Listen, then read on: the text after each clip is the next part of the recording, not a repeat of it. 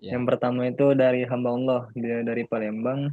ya, Assalamualaikum Ustadz, izin bertanya. oke. Saya hamba Allah juga kan. Iya, Ustadz izin bertanya. Ini Siap, apa siap. mengenai jasa kurir ini Ustadz. Oke, Saya oke. biasanya membeli barang dengan menggunakan kurir, tapi barang itu belum Hmm, dibayar.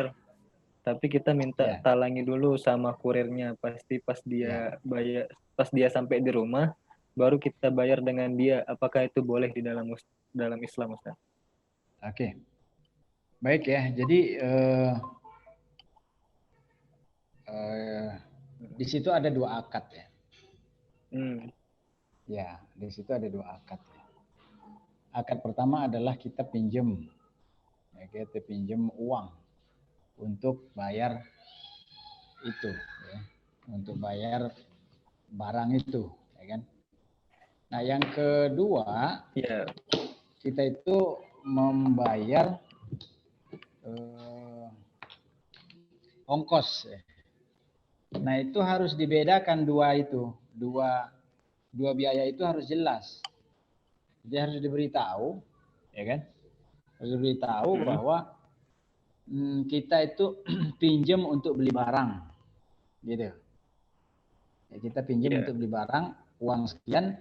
Nah, lalu kita harus pastikan ongkosnya ini berapa. Sehingga jangan sampai nanti begini, kita itu misalnya beli barang katakanlah bakso ya.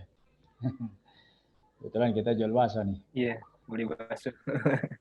Harga Oke, bakso ini ambil paket yang 20.000 kali 5 bungkus, jadi 100.000 ditalangi oleh Gojek atau Grab. hmm, Ongkosnya 15.000. Jadi kita itu pinjam 115.000. Terus kita bayar nanti 120.000. Nah, itu tidak boleh. Karena statusnya itu kita pinjam duit oh iya, 100, ya kan? 115. Hmm, Kita pinjam untuk bayar baksonya 100.000, ya kan? iya Lalu benar. ongkosnya 15. Jadi 115, tapi kita bayar 120. Nah, itu riba. Karena minjem uang, kembali uang dengan ada kelebihan, nah itu riba. Nah, ini yang dilarang oleh Allah dalam Al-Baqarah 275 ya. Ya, siapa yang makan riba setelah dia tahu hukumnya, maka dia di neraka dan kekal. Nauzubillah min dzalik. Itu kondisinya. Nah, jadi boleh ya dengan catatan satu, eh, pastikan kita pinjam itu jumlahnya, artinya talangan itu ya untuk belinya sekian, lalu ya eh, ongkosnya juga harus jelas ya. Nah, kalau kita mau ngasih lebih ongkosnya itu harus di bilangin dari awal.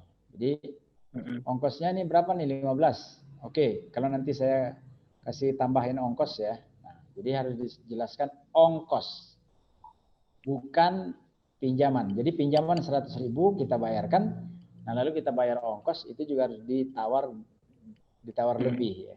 Ngasih lebih di awal itu harus sudah dijelaskan sehingga tidak ada perbedaan dengan yang kita pinjam dengan yang kita bayarkan nanti.